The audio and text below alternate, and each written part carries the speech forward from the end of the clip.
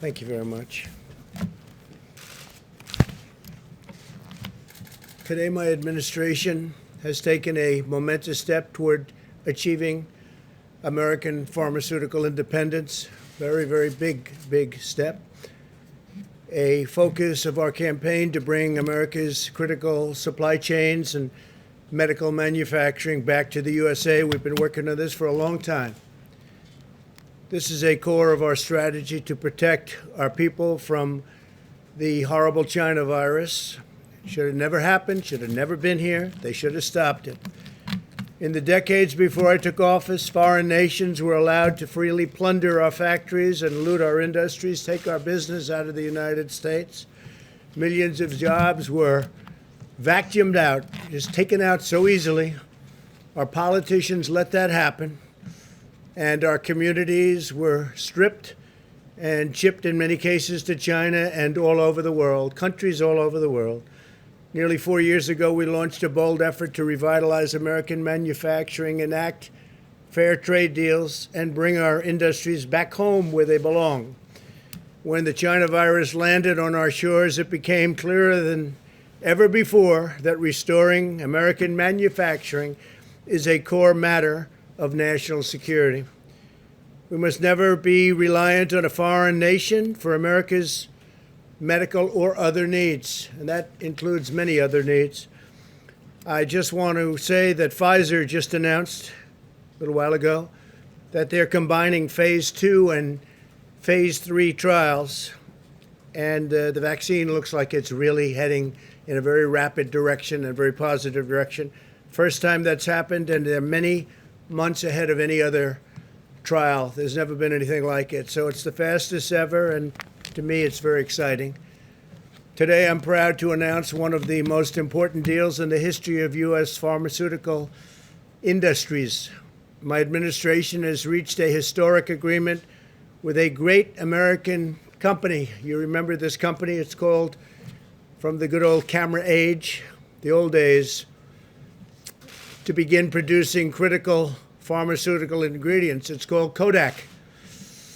And it's going to be right here in America. So I want to congratulate the people in Kodak. They've been working very hard. Members of my administration are present in Rochester right now, Rochester, New York, good place.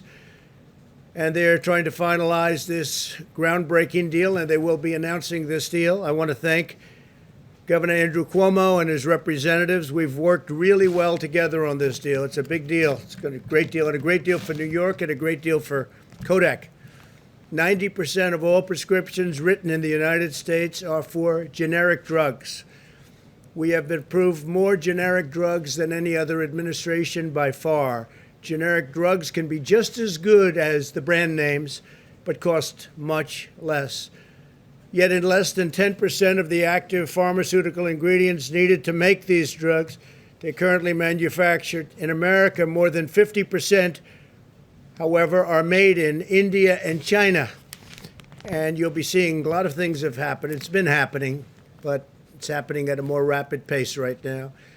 With this new agreement, my administration is using the Defense Production Act to provide a $765 million loan to support the launch of Kodak Pharmaceuticals. It's a great name when you think of it. Such a great name. It was one of the great brands in the world. Then people went digital and Kodak didn't follow. But now under very extraordinary leadership, they are following. And they're doing something that's a different field, and it's a field that they've really hired some of the best people in the world to be taking care of that company and watching that company, watching over it. But it's a breakthrough in bringing pharmaceutical manufacturing back to the United States. Under this contract, our 33rd use of the Defense Production Act. Remember when you were saying, I didn't use it enough, And now you heard it's the 33rd use. We don't talk about it all the time. We used it, and we used it as a little bit of a threat, frankly, with certain companies that weren't doing as we were asking them to do, and it came through as both a threat and a usage. But this is our 33rd use of the Defense Production Act. Kodak will now produce generic active pharmaceutical ingredients, which is a big deal.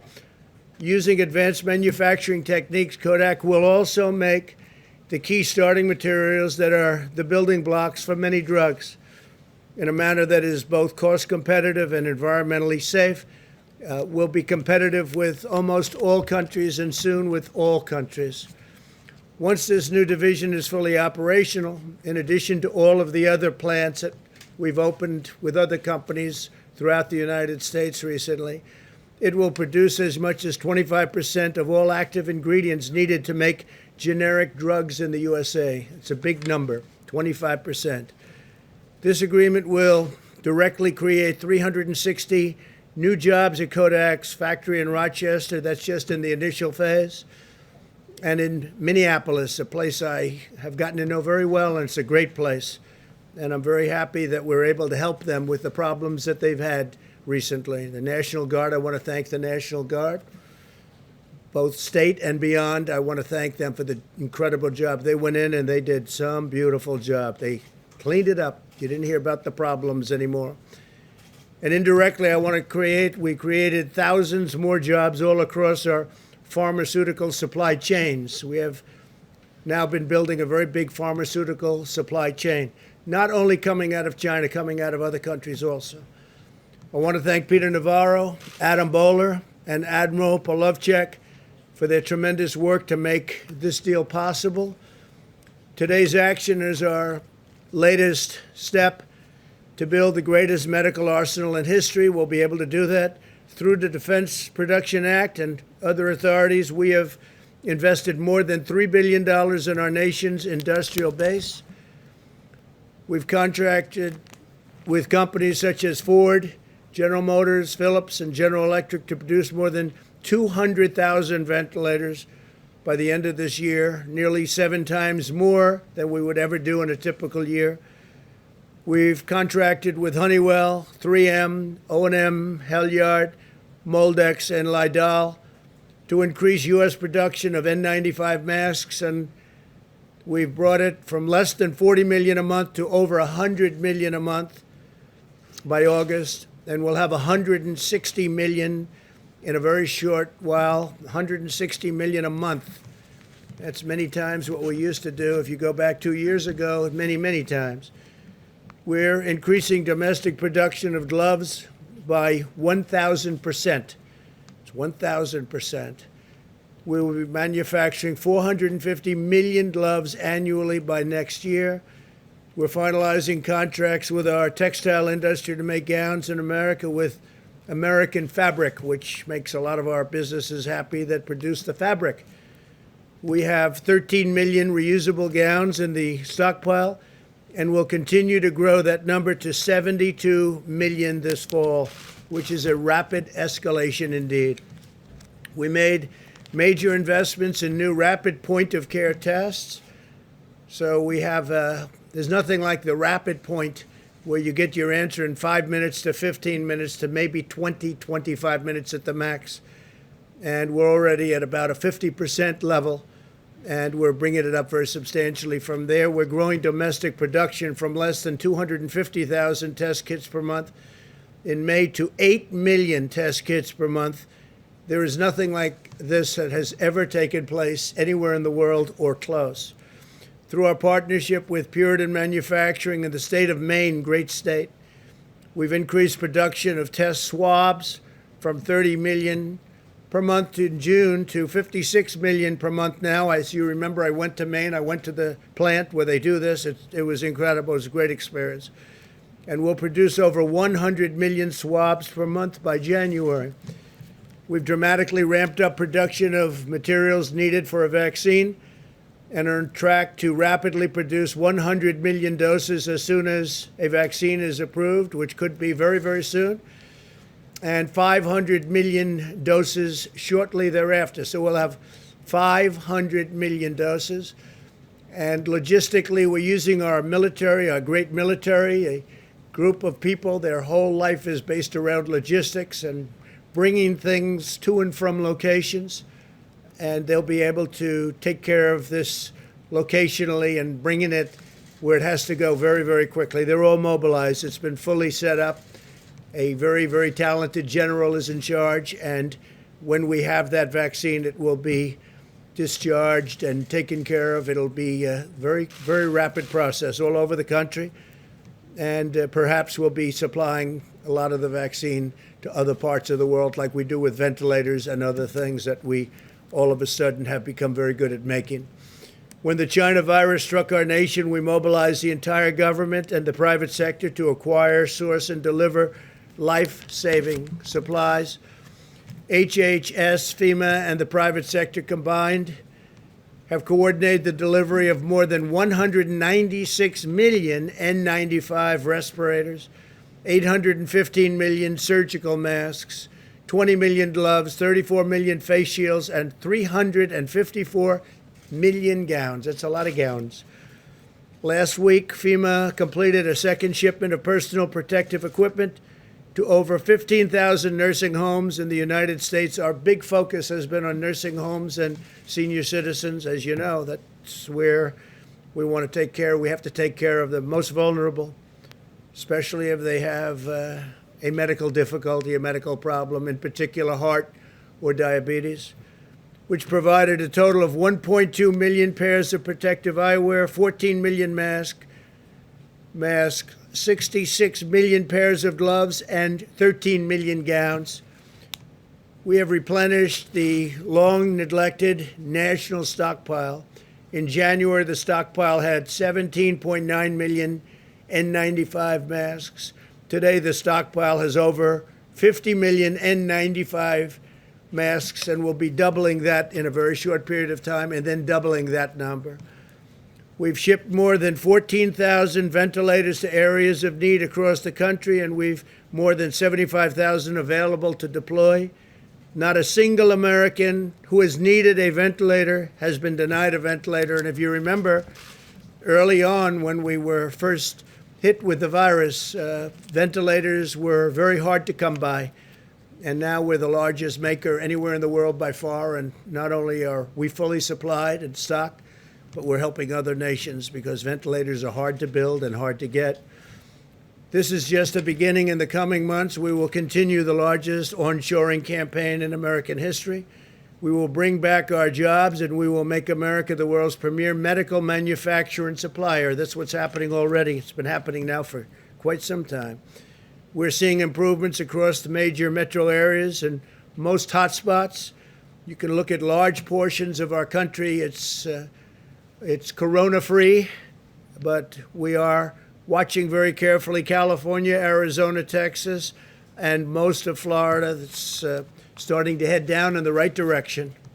And I think you'll see it rapidly head down very soon. But if you look, California, Arizona, Texas, and for the most part, most of Florida starting to head down. In the wake of the recent mass gatherings Americans have witnessed in the streets of Portland and Seattle, we are also tracking a significant rise in cases in both metropolitan areas because of what's been going on. And we, as you know, have done an excellent job of watching over Portland and watching our courthouse where they wanted to burn it down. They're anarchists, nothing short of anarchists, agitators. And we have protected it very powerfully. And if we didn't go there, I will tell you, you wouldn't have a courthouse. You'd have a $1 billion burned out building. We're also working aggressively to combat the virus in Native American and Alaska Native communities. Under the CARES Act, we provided $8 billion to address the coronavirus in tribal communities, and we've worked very hard with tribal communities. They're very vulnerable to this horrible plague. That's the largest investment in Indian country in U.S. history. There's never been an investment that big in Indian country. We need every American to help protect our fellow citizens and prevent the spread of the disease. It's critical that younger Americans remember that even though they are at lower risk, and in fact some age groups are at extraordinary low risk themselves, they can unknowingly spread the virus to others who are at higher risk. I ask all Americans, regardless of background or age, to practice social distancing, which people have gotten very used to, but we have to keep doing it. Remain vigilant about hygiene, avoid indoor gatherings and large gatherings, but especially indoor, especially where you have crowded bars, and that you wear a mask whenever appropriate. Through the genius of our scientists, the devotion of our doctors, the skill of our workers, and the dedication of our people, we will achieve victory over the virus and emerge stronger than ever before. We're looking at a very powerful year next year economically. The job numbers are looking outstanding, to put it mildly, set records. The numbers on retail sales came in 2 weeks ago at the highest number in the history of our country. So we look like we're heading to some very, very good economic times. That means jobs.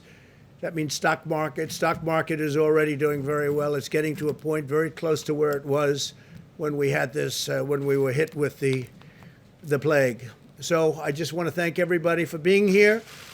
Steve, please go ahead. Could you clarify your acceptance speech for the Republican nomination? Are you physically going to be in Charlotte, or will you give the speech here or somewhere else?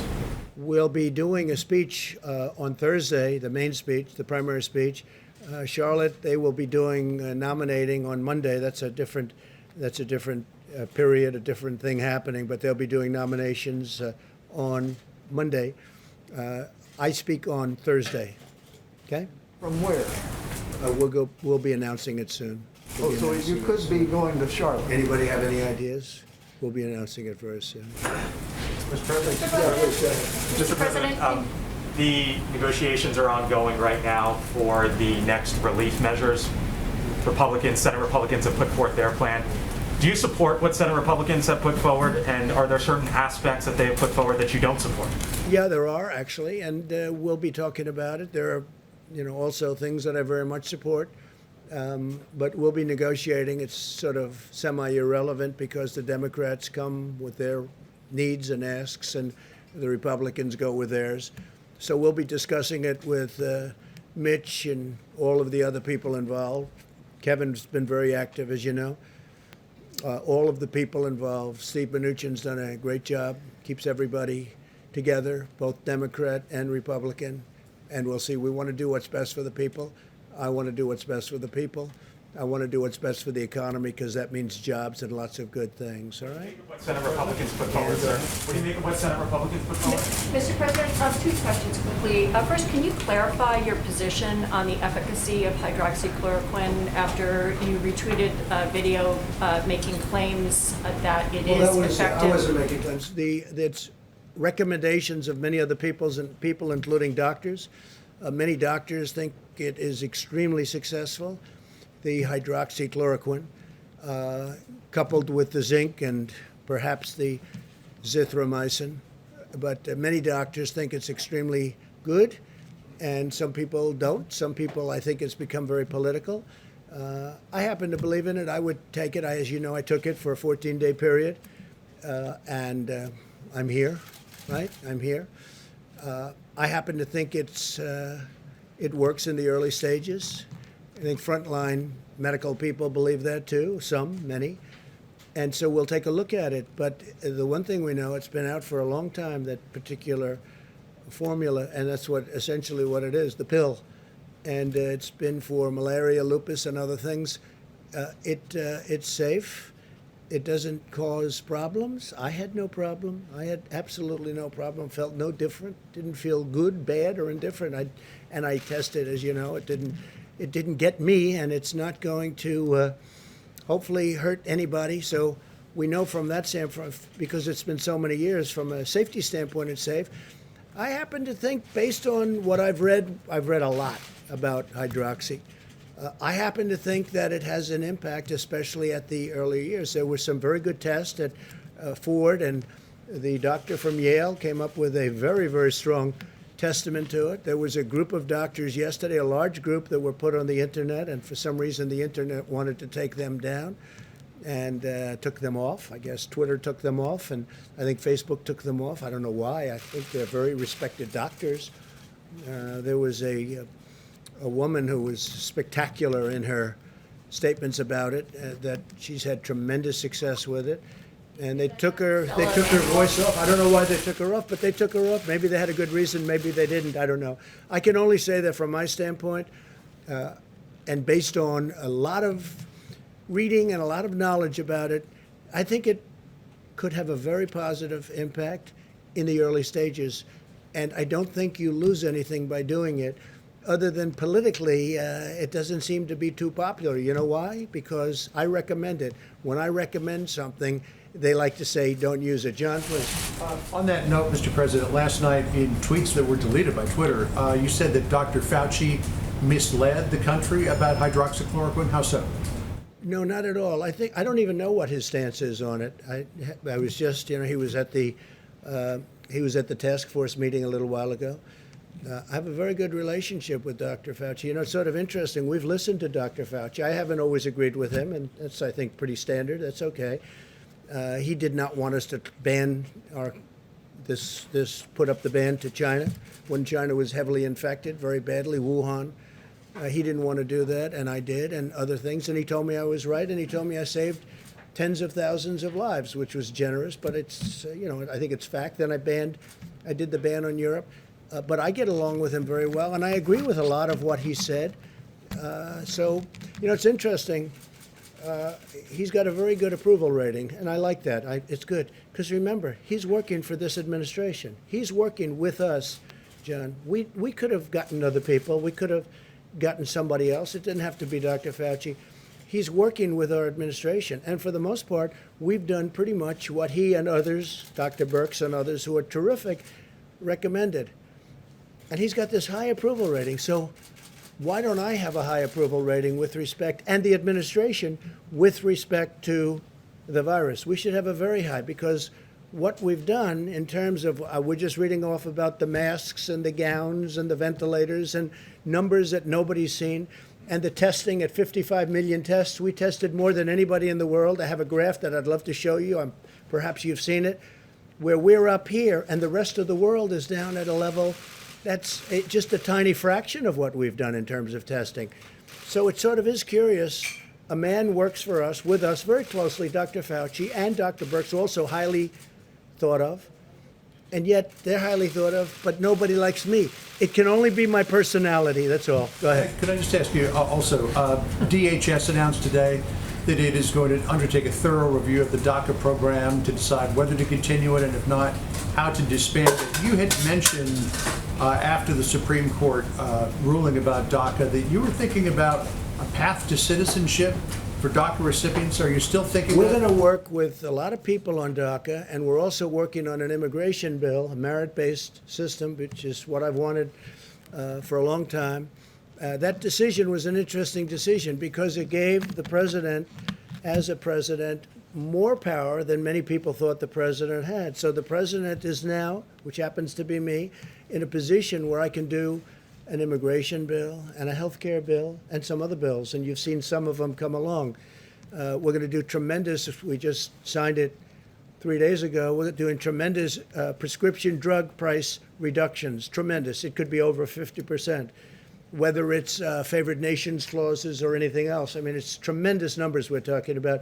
You go to some countries and they'll sell like a pill for 10 cents, and in the United States it costs $2. And it's the same basic factory, it's the same everything. The United States bears the cost of all of these low prices that you see all over the world, where people go to Canada to buy a prescription drug from the United States. Not going to happen with me. It's not going to happen with me. So, John, I think one of the exciting things, got very little coverage, and that's okay, but the people understand it. I think we will be reducing prescription drug prices by massive amounts, numbers that have never been done before. Other thing, in 51 years, we got, as you know, last year, drug prices came down. First time in 51 years that they came down. Now, with what I signed last week, I think that drug prices can come down by numbers like 50% and even greater in certain instances. But if I could come back to where I originally started, are you still considering a path to citizenship for current DACA recipients? We are going to make DACA happy and the DACA people and representatives happy, and we're also going to end up with a fantastic merit-based immigration system. Please. Yeah, on the drug pricing, you had said that pharmaceutical representatives would be here today for a meeting to talk about bringing drug prices down or to negotiate. That meeting was canceled. Why? I didn't know a meeting was canceled. Oh, a meeting with the drug... You said there would be a meeting today with drug companies. Well, I said there would be a meeting, a meeting sometime this week, yeah. They want to meet. I mean, I don't know that it was canceled. They want to meet. I thought the meeting was actually scheduled for tomorrow. We will see, I I thought guess. the meeting was scheduled tomorrow. Sorry about the dates, but you know, Yeah, I see how on the- upset you are by it. On the Go ahead, FBI please, headquarters, Bloomberg. sir, on the FBI Bloomberg, Mr. headquarters. Bloomberg. You look like Mr. Bloomberg. Go ahead. Thank you, Mr. President. I Would think you you look support much a better, temporary extension of supplemental unemployment aid if the deal that they're hashing out in Congress isn't completed by the end of this week? We'll do something.